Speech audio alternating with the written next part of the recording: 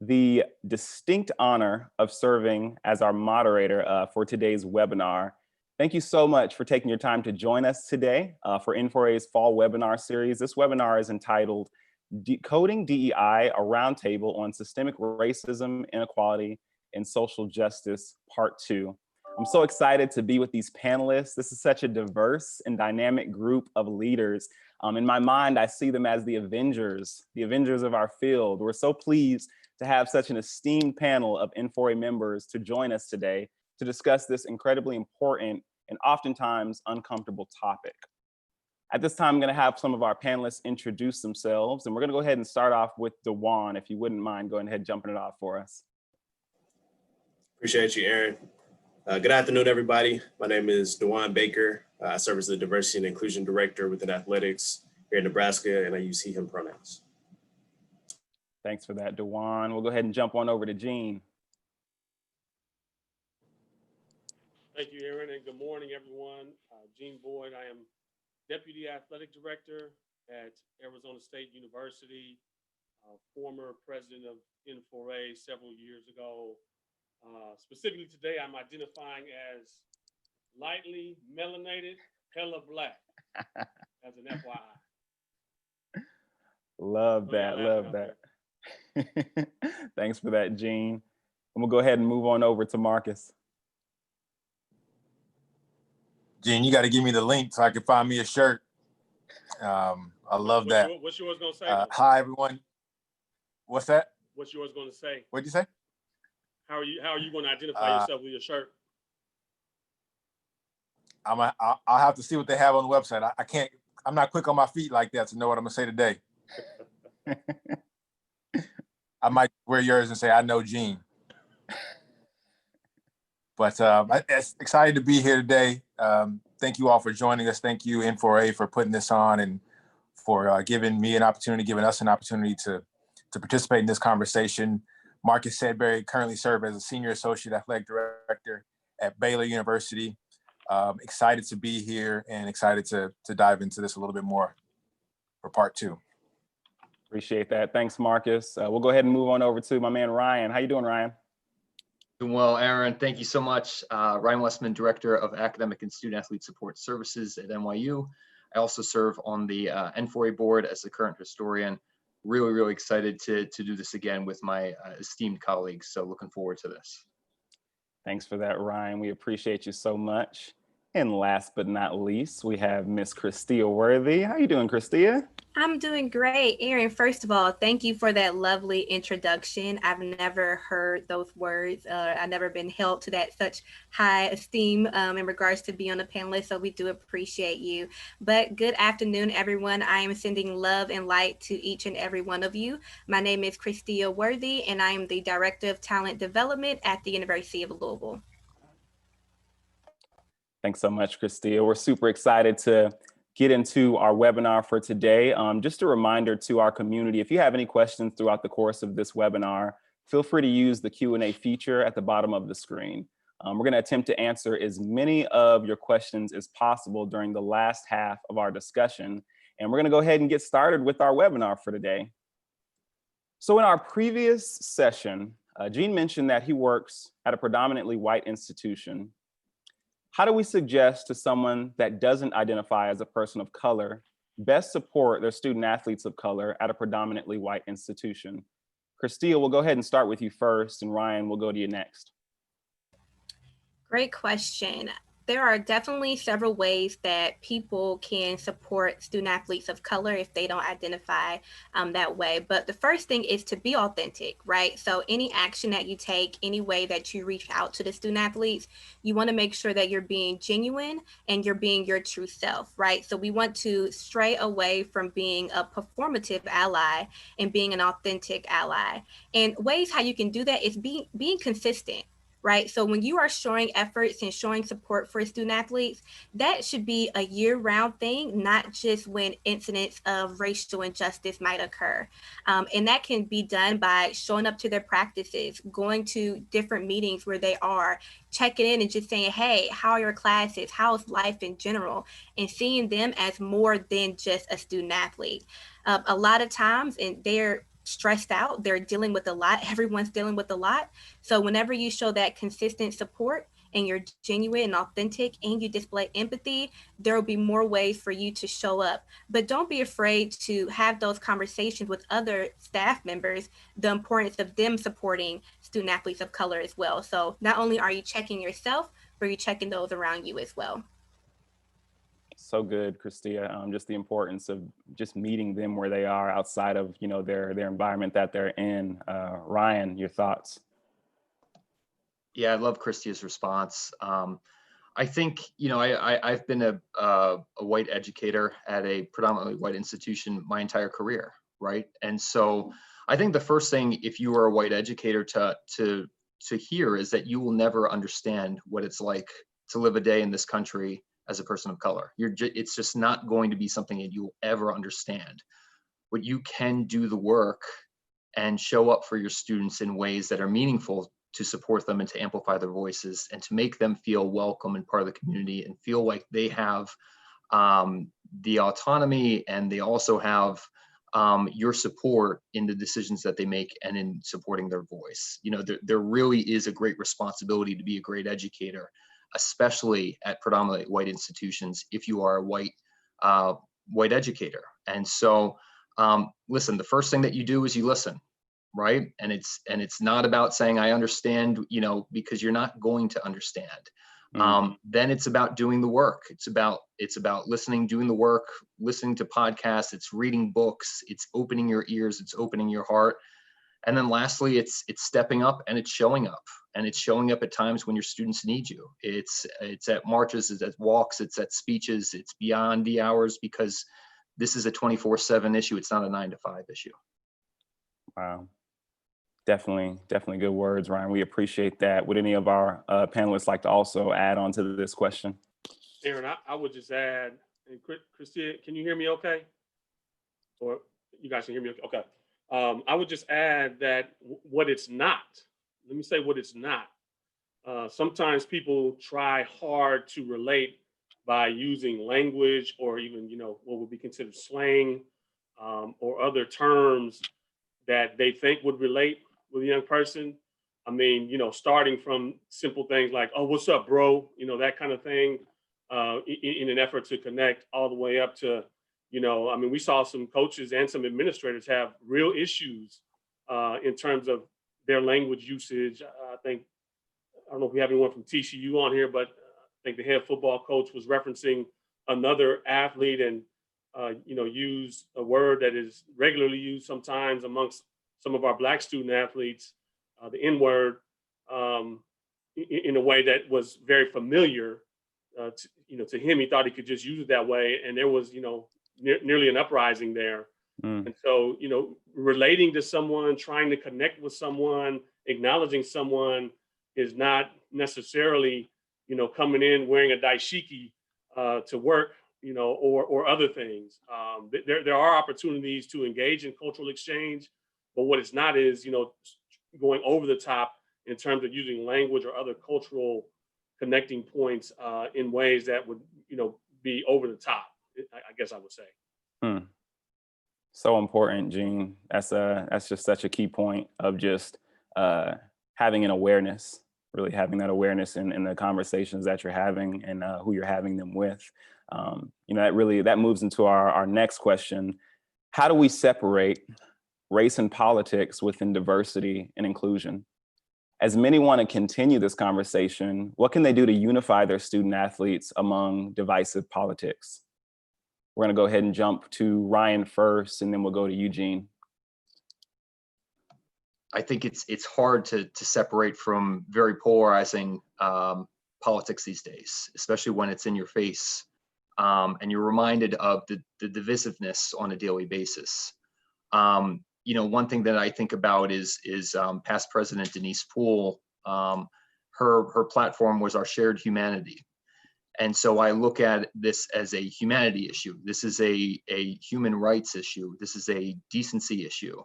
And this is a civility issue.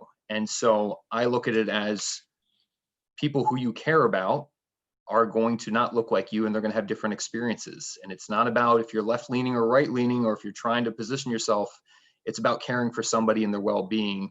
And sometimes that means, listening, supporting them, stepping up, this is a humanity issue more than it will ever be a Democrat-Republican issue. That's good, Ryan. That's really good, Ryan.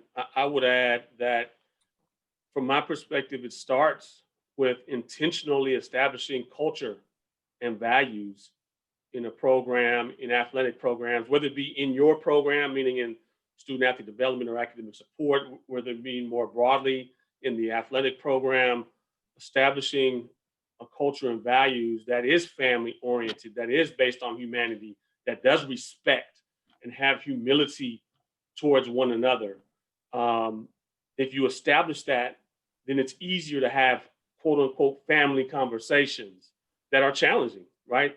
As quote unquote grown-ups, as the older people in the rooms, if we think about some of our interactions with our colleagues, there's some pretty darn challenging conversations happening right now in the workplace, let alone 18-year-olds who are still trying to figure out their personal identities and language usage and all these different things. So I think foremost, we're responsible to establish cultures, to mandate, to demand that we have cultures that respect one another and allow for difficult conversations to happen. That would be the starting point. I'll give you a couple of examples where these intersections of race, politics, and the desire to have diversity and inclusion. On our football team, like most Power 5 institutions, the majority of the student athletes are African American, and are walking through this time, probably on a daily basis, being triggered in some way or another with something they're seeing, hearing. Social media is so prevalent. I mean, you could sit for 20 minutes and you'll find 4 or 5 video clips every single day that are triggering if you're a Black person in this country. And so that's the environment that we're in. Well, we had a white student athlete on the team who retweeted something that was from a conservative person that was basically saying, it was a conservative Christian that said, hey, if you're down with Black Lives Matter, you're essentially of the devil. And you're satanic in your thoughts and all this and that and the other, right? Because the Black Lives Matter organization, from that conservative Christian person's perspective, has certain elements to it that are in conflict with what their belief system is. And so a white player on our team retweeted that. And I got a phone call from a couple of the staff. They were out at the workout and they said, hey, I don't know how many of our guys have seen this or not, but like when they get back in and see this, like it's gonna be on, basically, right? And so we grabbed the young man as soon as he came off the field and quickly did an education piece with him on the difference between the fact that Black Lives Matter just as much as anyone else's lives matter, and Black Lives Matter, the organization. And just because you say one doesn't mean that you are completely bought into or promoting the other. I'm never going to tell a student athlete or a student that they have to be down with the Black Lives Matter platform, organization, structure, philosophies and all that kind of thing. But saying out of your mouth that Black Lives Matter as much as others, if you're down and if you're part of the solution, you have to, right? And so that conversation happened with the young man. And then when the hits did start coming, he was informed enough and had an open forum enough to be able to have conversations that, nah, man, I was ill-advised. I took it down. I didn't intend to minimize my teammates and my brothers in that way. Right. I had it a little bit confused in terms of what this philosophical belief was. At the same time, we had this same debate and conversation with some of our coaches, because the Pac-12 conference, after one of the most recent events, I can't remember exactly which one, I think it was with Brother Jacob in Wisconsin. After that event, they sent forward some graphics for the whole conference that, again, said Black Lives Matter. This is the Pac-12 conference taking that stance, sending them out to all the schools. And 10 of the 12 schools posted on not only their athletic web-facing front page, but their main university front page. Well, some people are getting tired of this idea that universities can just say that Black Lives Matter, right? So we had a backlash of donors, of board members and others who are going like, hey, that's enough. You guys are saying that that you're supporting this organization. So it went back into that debate and that conversation. A couple of our coaches took out their frustrations on junior staff people who were in our marketing area who posted it on their sport platforms. And so I had we had a meeting with the head coaches, and I told them, I said, hey, you all should understand at this point, like, if you've got a frustration or a concern about something that's going to go on your platform, your front-facing platform for your sport, and you don't want it to, that's not a conversation where you beat up a 25-year-old verbally. You come to me or come to your sport administrator and have an informed, educated conversation about it.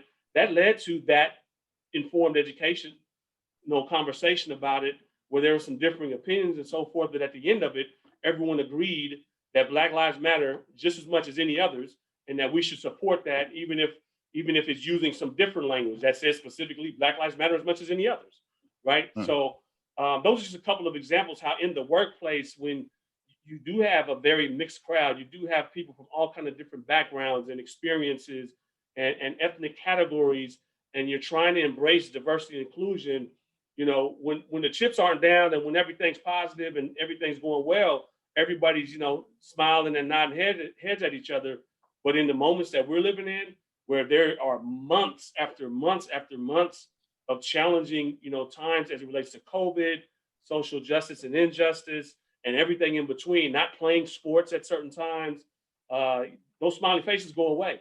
And then people just react based off of what their gut instinct is. And they show their true colors sometimes too, which is a whole nother dynamic. Yeah. But those are just a couple of examples of how, we confronted these things in a family tone where it wasn't, a judgmental, someone told outside of my earshot, it came to me that, this person is afraid to express their opinion because you and Ray are Black, and they think that, you might not think that they're down with the team or whatever the case is. I said, do you know that when we put Black Lives Matter on our video boards, I went to my white colleagues, 4 or 5 of them who were senior staff, and said, look, I need you as a white colleague of mine, knowing that I'm biracial and identify as Black, to tell me how this reads to you. I said, I need that from you. We can't be afraid to have these difficult conversations around politics in the workplace and things like that, when we're all trying to accomplish something together with messaging and other types of things. So good, Gene, man. We appreciate those nuggets and just the reality of that the word triggering. You said triggering, which really is just where we're at, and just in a place where people are constantly being triggered by certain messages or certain attitudes. Just want to move into our next question as we do. How do we ensure that the newly created chief diversity officers are set up for success? We continue to see people moved into these roles, and what resources are needed to set them up for success? And what should we expect from these individuals in these positions? We'll jump over to Marcus first and then to Juan afterward. That's a lot, Erin. It's a deep one, I know. I'm be honest here, I'm a little conflicted with the move that I've seen across the country. On one end, I'm really excited that universities, departments are committing to providing these types of roles. On the other end, I'm really leery and cautious around the why behind it. And so for me, I'm starting with the why. I know that's a well-known and commonly used phrase, but I'm starting with why. Like, why are we doing it as a department? What I fear, because several people have reached out to me about that type of role and either advice or something like that. And for me, the reality is, if you are hoping that you're going to hire a Black person to tell you how to treat Black people, that's a fundamental issue. I have a fundamental issue with that. I'm not saying it's wrong for some people, the route they want to go, but for me, I have a fundamental issue with that. If you want to do it so that you say you have it, hey, look, we've got a position that's going to focus on how to treat Black people, or how to, right now, the conversation is how to treat Black people. I have a problem with that too. To me, if we're going to go down the road of a chief diversity officer, my desires, it's just my opinion, I'm no expert in this area, but my desire would be that it be someone, or it be the desire of the organization to have someone who is going to help them with their culture altogether. Right? So yes, they might speak into some programming. They might speak into hiring processes. But what I would desire is that this is somebody who looks at the entire operation. Okay, let's look at, if we talk about diversity, chief diversity officer, are we looking at the accessibility of our tickets to be able to come to the game? Like when we look at the audience, the people who are in the stands are the people who are underrepresented and or socially or economically disadvantaged. Do they have an opportunity to come? Like if we're going to be an organization who is really about diversity, we got to have those conversations. When we look at the materials that we put out on our website, the messages that we share and that we send about people, to me, a chief diversity officer should be looking at and doing that type of work just as much as they are speaking into the hiring and the programmatic pieces that a university is exploring. And then I also just think that the impact that they can have can be great, but there'll need to be some type of support around them. Expecting one person to come in and do all of compliance would be outrageous. To come in and do all of academics, depending on the school you're at, would be absolutely outrageous. Be a task, right? You'd put a team around them of some sort, even if it's not a team of, maybe you're not going to create a diversity and inclusion department within your athletic department, but you can create a working group. I'm thankful here that we've 2.5 years ago, we started a culture humility working group in lieu of trying to identify individual person.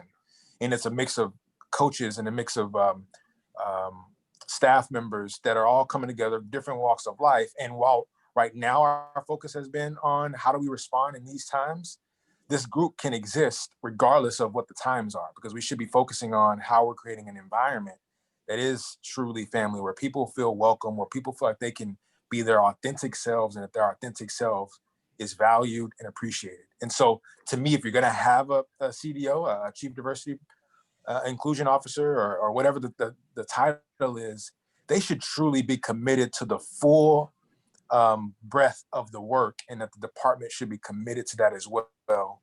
And then while right now, I know our focus is on Black lives, like I'm with that. That matters deeply to me. What I'm also afraid of is people identifying the Black person for it. And then, okay, a year from now, maybe it's another underrepresented community who was getting put in really tough spots. And if the thought process on the front end is, well, let's just get a Black person to deal with the Black issues, like, are we going to hire somebody new to handle the new issues? And so having somebody in that position who has education, who's been doing the work, not just because they identify a certain way, I think is another component of making sure that if you're going to do that, if you're going to hire a CDO, that you do it in a way that's meaningful and can expand impact. That's good, Marcus. I think I'm hearing as well too, just someone who would be seeking to just really bring equity to the department and make equitable decisions, amongst that. Dewan, what are some of your thoughts on that? Yeah, so I echo everything that Marcus mentioned, and I'll add a few of my own perspective too, because like Marcus and others, I definitely have been seeing the explosion of different roles that have come into our industry over the past couple of months. What I think is vastly important is to have some type of connection to either the campus or the local community that does this work on a daily basis, right? So I'm fortunate enough that when I started, shortly after I started, we started a new diversity and inclusion office on campus. And so the very first thing I did was connect with those individuals to say, hey, we want to make sure that all of our metrics, everything that we measure, everything that we do is aligned with you, because you are responsible for our overall campus strategy. So that's one thing that I definitely would recommend for anybody who is adding this role or wants to adopt this role, or individuals who want to pursue this role, is make sure you're aligned with something that's a little bigger than your athletic department, because those are the individuals that, quite frankly, do this on a day-to-day basis. That is their career. That's what they went to school for. And not to say that we haven't, but they just have more than likely probably a broader depth and a broader view of what diversity and inclusion is compared to what we see in athletics, because even though the role is new, the work is not. And so we have to be very, very cognizant of that. And another thing that I'll add too is similar to what Marcus mentioned, there's this idea that diversity and inclusion is, you see an organizational chart and you see the VP of, or the senior associate AD of communications, and then academics, and then compliance, and then the SWA, and then they stick the chief diversity officer over to the side as like a hierarchy. That's not how this role works. If you to be truly impactful, they need to be integrated into everything that you do. And so similar to what Marcus mentioned, we started our Husker Inclusion Council a few months ago. And when we started it, I told our council straight up, my goal is that we want to touch everything we do as an athletic department. And if we can do that, and if we can do it at a high level, we will be successful. But that is how this role needs to be integrated. And that's how you're going to get the maximum output of what this role is and what it should do. And the very last thing I'll add is the individual must be protected in some way, because the truth is a lot of the institutions that we work with and a lot of the institutions that really need this work, they're coming to change literally years and years of cultural biases or just different cultures in general. And so this person can come in and they can cause a lot of friction. And if they really have the best mind of the institution or the best thought of the institution at heart, they're going to have some conversations and do some things that are going to shake some people up. And that individual needs to know they have the support to be able to press for those changes and press for the things that they want to see to make the university better and make their department better. And so not to say that that individual needs to be immune or they don't need to be measured as far as how they're doing their job. I'm not saying that at all. But the truth is, a lot of this work, you are raising good trouble, as our good brother John Lewis would say before he passed away. You're raising good trouble, and you need to know that whoever my leadership is, whoever my colleagues are, that they understand that, and that I'm going to be held accountable to causing that good trouble and really getting us to the place that we really say that we want to be as an institution. That's great, Dewan. We appreciate that. And I think that leads into our next question. We're talking about these positions. How can we as professionals begin to create a more robust pipeline that leads to leadership positions for Black young professionals in collegiate athletics? Kristie, we'll jump to you first, and then Ryan, you next. There's definitely several ways on how we can create a pipeline for more minority future leaders. And the key is being intentional and strategic. So when it comes to, I know Marcus mentioned your recruitment strategies, how are you seeking qualified candidates that are minority individuals to come to your institution? And what about your institution will attract them to come? I don't know if you all saw the news, the Wells Fargo guy said the minority talent pool is limited, right? And that's only because it's limited because that's the mindset that you have as well as your effort. There are so many qualified individuals that are ready to take on the challenge, but you have to make sure that you're expanding your own personal network so that you have a pool of diverse people that you can reach out to that can pass on the information in regards to recruiting individuals for your institution. You also want to make sure that your institution, your department is welcoming of minority people. So what strategies do y'all have set in place to retain them? What is the culture like? And how are you going to help them grow?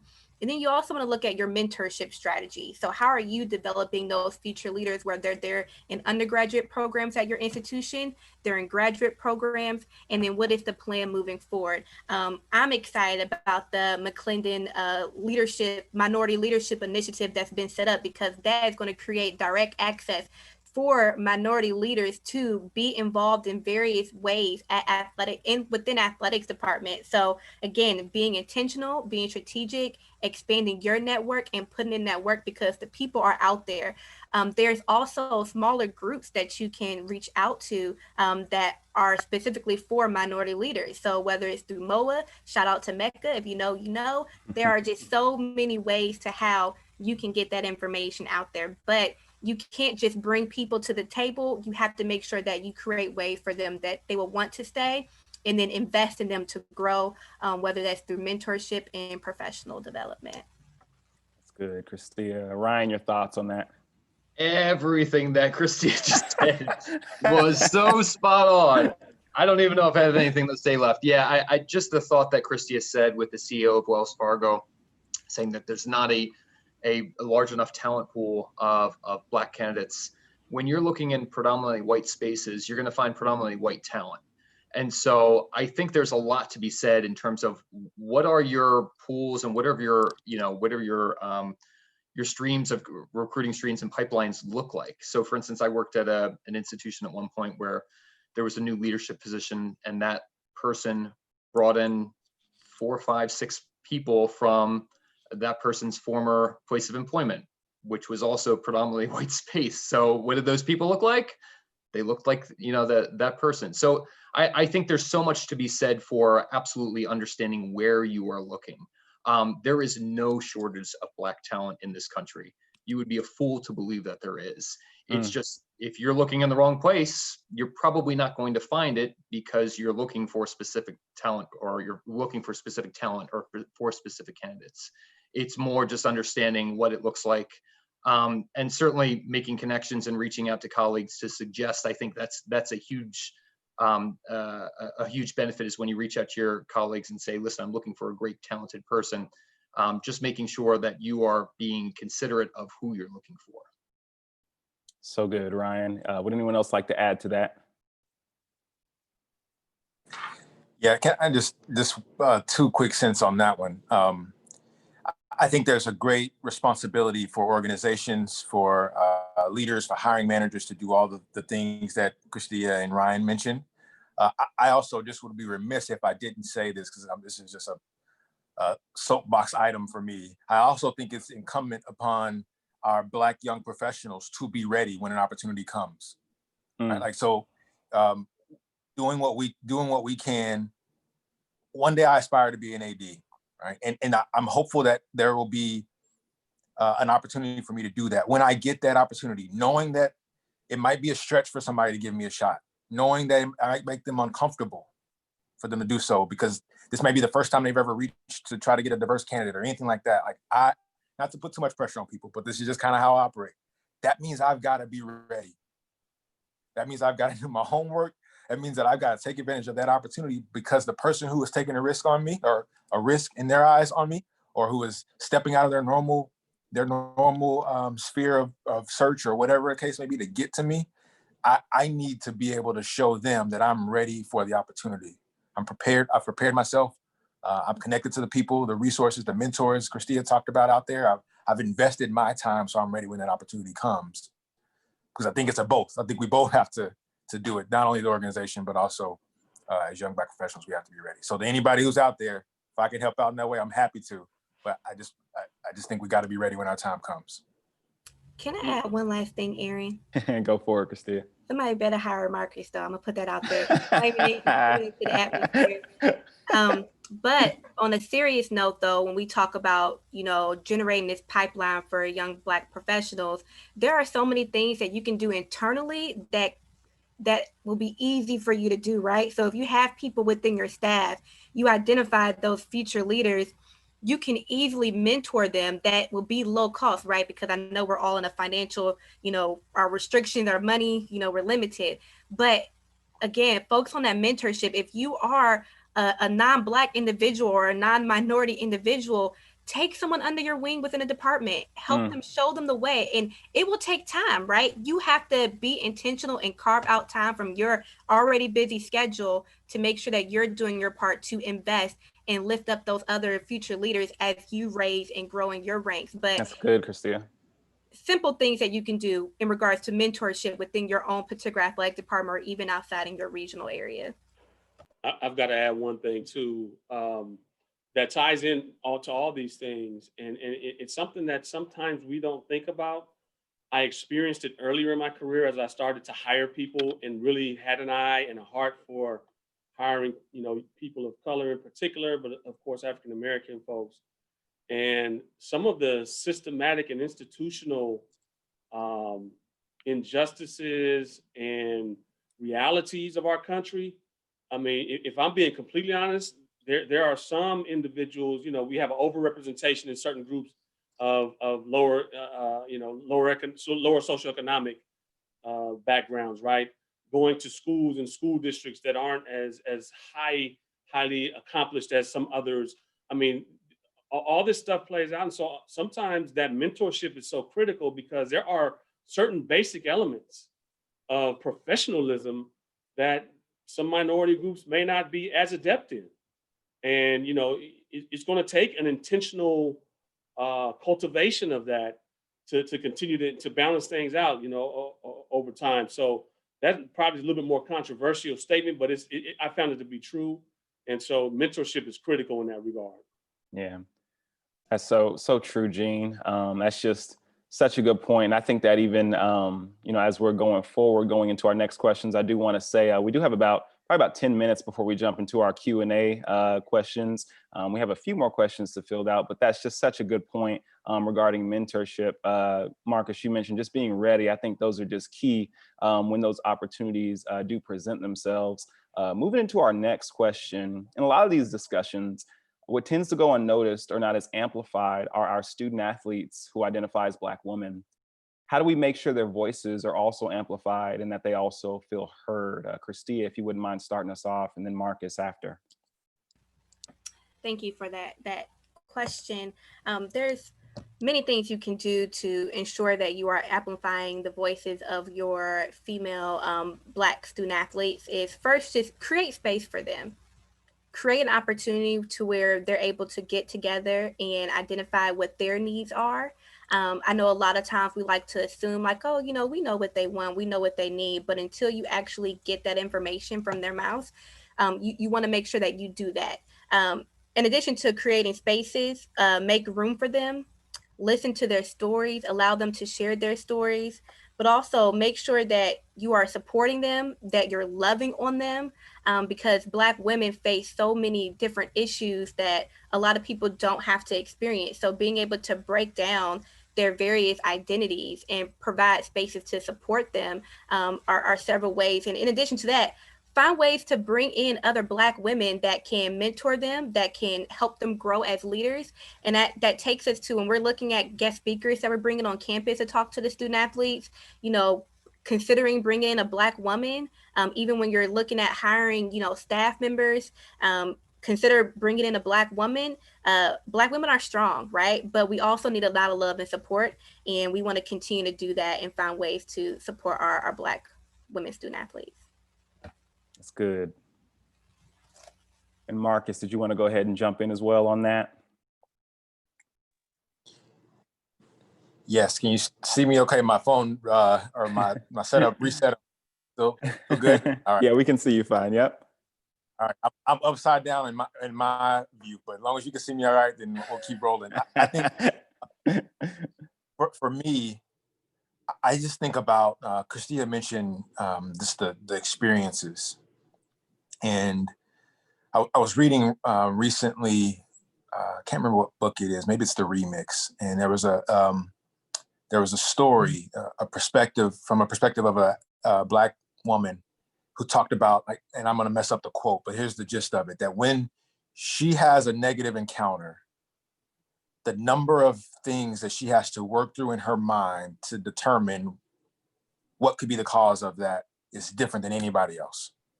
So maybe it just was a bad interaction. It just is. People and interactions can be bad sometimes. But maybe it's racial.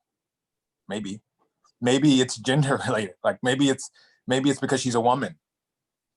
And Black women are unique in that space, in that there's several. I mean, yeah, I have to think about if I have a negative interaction because I'm Black, but I don't have to think about the woman piece. And so that to me, it just adds another layer of our need to understand the narratives that our Black women may be navigating through with their lives individually, like the stories that they may be telling themselves or have been told to them, but then also the narratives that other people have created for who Black women are, and oftentimes have not been positive. And so if we as leaders are truly going to be mindful of how our people are showing up in the spaces, the experiences they've gone through, you just never know the voices that they've heard along the way, the experiences they've gone through along the way to get to where we are. If we as leaders are not mindful of the layers that come with that, I think we'll miss the opportunity to truly serve and love on our Black women. And I think that they're powerful. I think that they're wonderful. I think that I know that they are a gift to this earth. But if I'm not conscious of it, I'll think that their story and their experiences are no different than mine. And the reality is that it's much different. And I think leaders have a challenge of thinking about that on a regular basis. That's good, Marcus. I think what you're saying is just we have to work to be culturally responsible as well as socially responsible in these settings and just in life in general. This really follows into our next question, as you're saying. Our previous session, Jean had mentioned meeting with Black athletes individually before and after the murders of so many in America. Kristie followed with a strong point, reminding us that it's not the Black players or coaches' responsibility to educate others. What has been your experience, if applicable, in meeting with the group of white athletes who want to learn more, but are hesitant to speak in front of their teammates of color? Juan, if you want to start with us, share your thoughts, and Marcus will follow with you afterward. Yeah, so I admittedly am a little conflicted on this because specifically as a diversity and inclusion professional, it's a part of what my role is. And so I have to have those conversations regardless on if it's with, our white friends and colleagues or our Black or other races and ethnicities. But what I tend to try to do and where I think is really, really helpful is if you have somebody that you really trust, that you really know, specifically a white colleague who you think has your back, you have to have that conversation with them to say, hey, I need you to help pull along some of the athletes, staff, coaches, et cetera, that you work with or might have that relationship with, because the reality is it's going to sound much different coming from me compared to coming from you.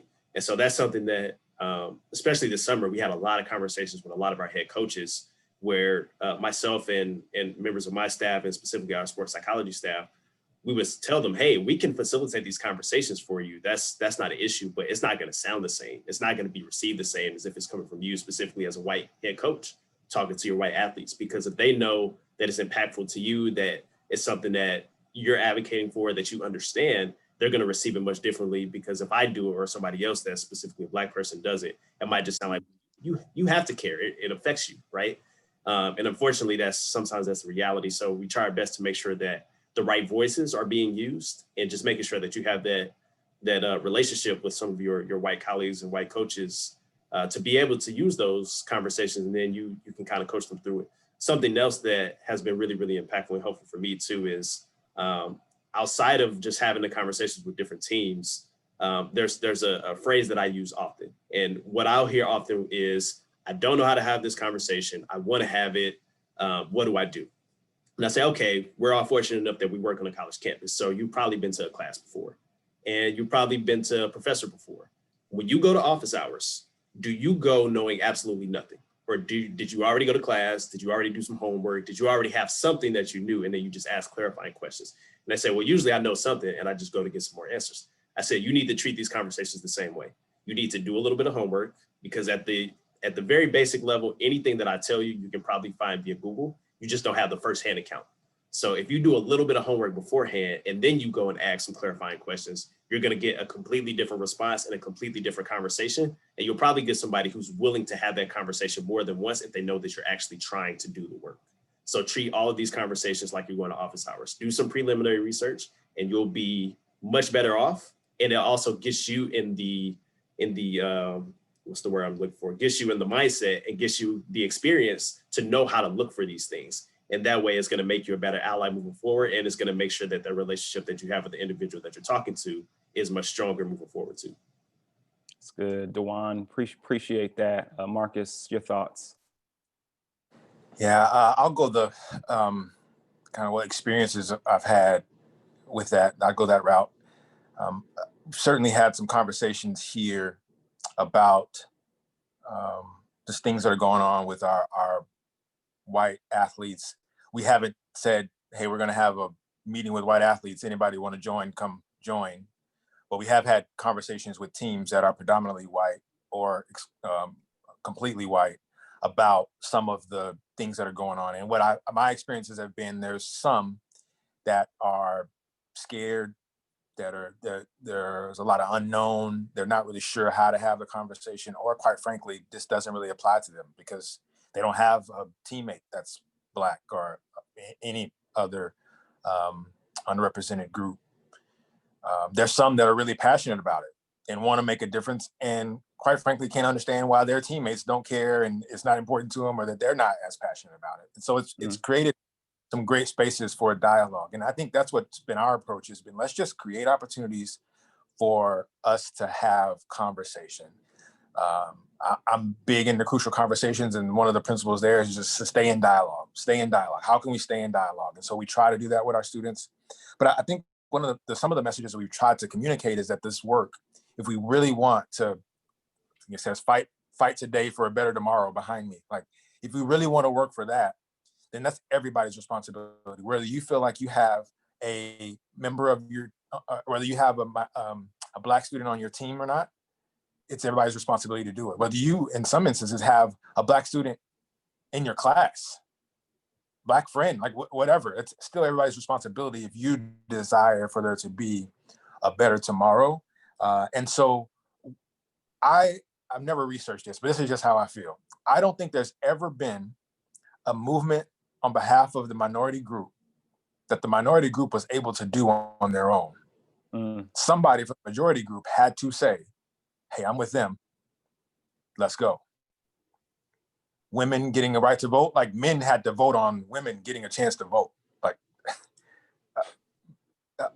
ending slavery, like there weren't Blacks voting. I mean, maybe this is just I'm not a historian in this state, but like, so there's going to require, in order for us to have a better tomorrow, for things to be different in our world, it's going to require all of us. And so we were trying to communicate to them is regardless of where you stand, politics aside, all the things we kind of talked about already, if you in your heart of hearts know that there's some things that are just not right with our society, our country, the way people are treated, it's going to require you to care about it at least just a little bit, enough to engage in this conversation so that you can be more aware, so you can be more conscious of the things that you do consciously or subconsciously, in order to ultimately make a difference, and that they have the ability to do so. And so that's where we've been centering our language and centering our conversations, and we certainly have a lot more work to do, but at least that started us on a path that we feel good about. That's great, Marcus. Ryan, looks like you got something. Yeah, no, and I can't tell you how much I hear that from white colleagues is I'm invested, I want to support my Black brothers and sisters, but I'm afraid I'm going to say the wrong thing. Or I'm going to say something and I'm going to put my foot in my mouth because I just don't have the knowledge. That's part of, like picking up a book. Here's two, we $40 million slaves, pick up White Rage, pick up White Fragility, listen to Code Switch on NPR, listen to 1619, have those discussions. Kristie McCrae and I have started a discussion-based webinar called Ask the Dumb Question, which is centered at looking at racism through a white lens and how can we educate ourselves as white people in support of Black Lives Matter movement to be supportive in a way that is not doing harm, that is productive, and it's having the right conversations so that when you are in a position, you are calling out racism, you are calling out things for being unjust, you are supporting the Black people in your life and the people of color in your life. So yeah, I mean, I 100% agree. There is a great onus on allyship and co-conspiratorship. And so, if you are interested in having those conversations, we're doing it once or twice a month. Email me directly. We'll get you on the call so we can continue to have those conversations. Appreciate that, Ryan. We got probably about roughly 12 minutes left in our webinar for today. I want to jump to our last question and then get some of our live questions that have been coming in answered as well too. Just to share a quick quote from Ibram Kendi, he's a race theory scholar as well as the author of How to Be an Anti-Racist. He says that Americans want to heal America of racism without pain. And he defines it, this is not the complete definition, but he defines being an anti-racist as this: to be an anti-racist is to deracialize behavior, to remove the tattooed stereotype from every racialized body. Behavior is something humans do, not races do. With this in mind, are there ways that athletic departments can work to become anti-racist, including but not limited to their policies, practices, and their philosophies? We'll go quick. Ryan, if you want to give us your thoughts, and then Jean after. I think there's a lot to this question, but I know there's a lot of good conversations still to come. Mean what you say what you do, show up. Show up time and time again. Show up every time. Don't miss a time, show up every time. I'll reiterate what I said at the beginning about establishing culture and making it very clear from the very top down that a culture of inclusiveness, a family culture, one where we can address difficult issues together, and one where we're going to stand up for each other because our boss, Ray Anderson, has said numerous occasions and has been asked to speak at a couple of groups, including the Pac-12 conference's staff. He says, "Hey, you're racist or you're anti-racist," and other people are saying this too, right? But there's nothing in between. Like, it's one or the other. You can't sit in the fringes on this one. And so anti-racist means action. And then you have to give people a lot of ways to plug in and act, So obviously voting is one way to act. And you don't tell people how to vote or who to vote for. Yeah, Kristie. But you got to vote. You got to participate in that right that we have as citizens of this country, and have your voice heard in that way.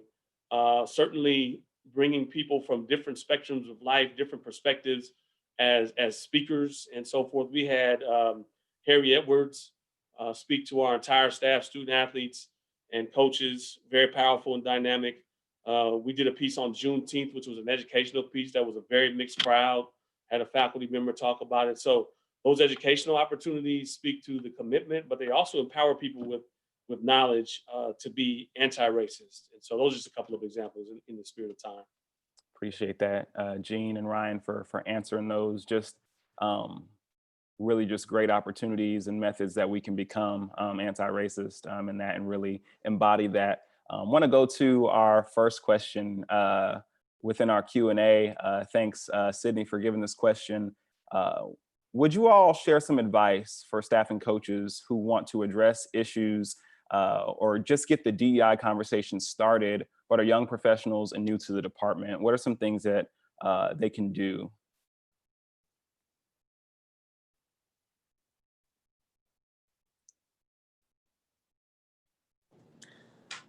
I'll start. I believe in the power of grassroots efforts, and I think being able to have a department-wide conversation would be fantastic. But I also would, to whoever who sent this one, I would challenge you to see, is there a way to start small? Like, maybe it's just your individual unit. Maybe there's a couple people in the unit that you want to watch a podcast or a webcast, read a book together, go to lunch once a month together and talk about these things. I think that those are ways that you can begin to have conversations within your department. Next thing you know, one or two other people are asking, how do you know that person? Or I see y'all been talking about this. What's that about? Hey, can I join you at lunch this week? And you start to grow and you look up and you're having conversations with 10 or 15 people who then are going back to their offices and telling other people that they're having the conversations, and there's grassroots efforts and growth to be able to have some of those conversations. So that's just one route. And then certainly could probably find somebody in administration and share that you think that it'd be good to have those kind of conversations and see if they could help you establish some type of system or process to do so. Yeah. Thank you for that, Marcus. Kristie, you got something? Yeah, I would love to add to that really quick, and just to focus on this young professional piece or being new to the department. Definitely start with asking the questions from your direct supervisor and just say, hey, what's been going on in the past? Like, figure out what's been done in the past. And then from there, figure out ways of how you can be strategic with implementing new programs or getting the conversation started or moving the conversation forward. But definitely start with your supervisor and try to identify other people in the department that can provide you that insight, but also empower you as well. Because if you're new to an area and let's say the conversation has not taken place, you definitely need a team of people that will help you move things forward and will be champions for you as well during that process. That's great, Kristie. We appreciate that. We'll jump into a few other questions here. I want to go to this question. When you're a single administrator in an area of about 500 to 600 student athletes and you're white, how do you balance the amount of times to reach out, and how do you reach out individually or to a group when so much is constantly happening in order to still feel genuine and not just feel like it's empty or cliche? I think you have to start with a smaller group of student athletes and consult with them and ask them what they need and what they want. A lot of times as administrators, especially when we're proactive in these spaces, we think that we know, or we know from our lens, and sometimes it might be the same ethnic group or whatever the case is, but then very quickly, even in the past 6 months, I've learned some things that had shifted or evolved in certain ways. So I think you start with the student athletes. Maybe you get a small group. We created something called Sun Devils United, which is an intercultural group of student athletes that are concerned with social justice, period. Not just Black social justice, but social justice. And they meet every other week, and they drive programming. They drive the voting registration drive that we're doing. They're driving a lot of things that maybe left to their own, they wouldn't have per se. But we had an ear open, and we listened to them, and they told us what they needed and what they wanted. So that's certainly one point of emphasis on, with such a big group, you have to get a smaller kind of working group that can inform you and tell you what they need and want, and then they can do a lot of the work too. That's one thing. That's good, Gene. And we have Marcus. I'm not sure if you got something maybe, or okay. We've got 2 more questions. I'm going to try to combine the both of them. The first one is, can we have some advice on how to better encourage young minority student athletes to vote? And the second question is, how would you define education concerning this topic that we're speaking on now?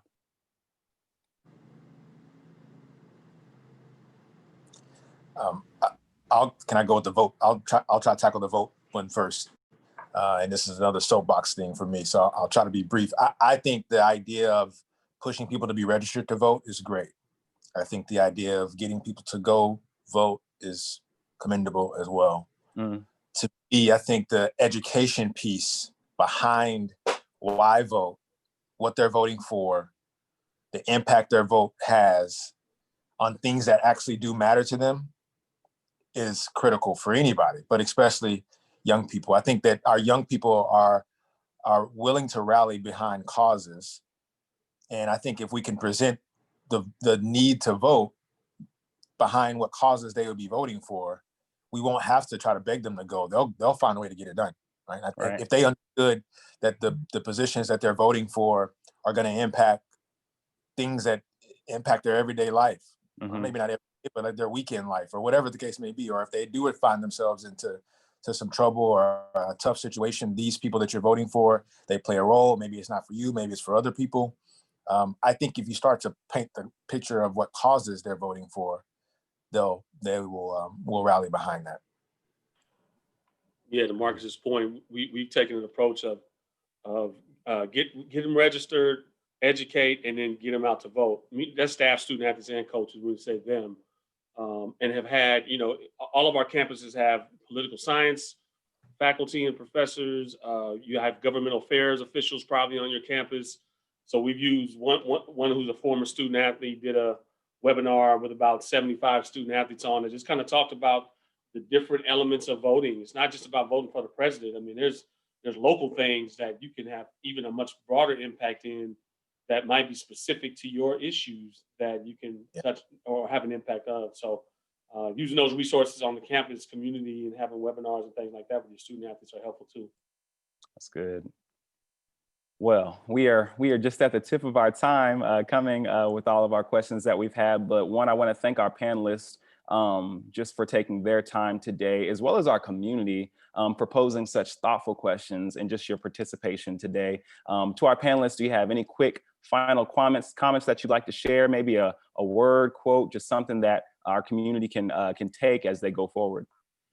I literally just typed into the chat to continue the good fight. So Yes. it is tiring, but the process is relentless. So continue to push forward and do what you can and influence those around you.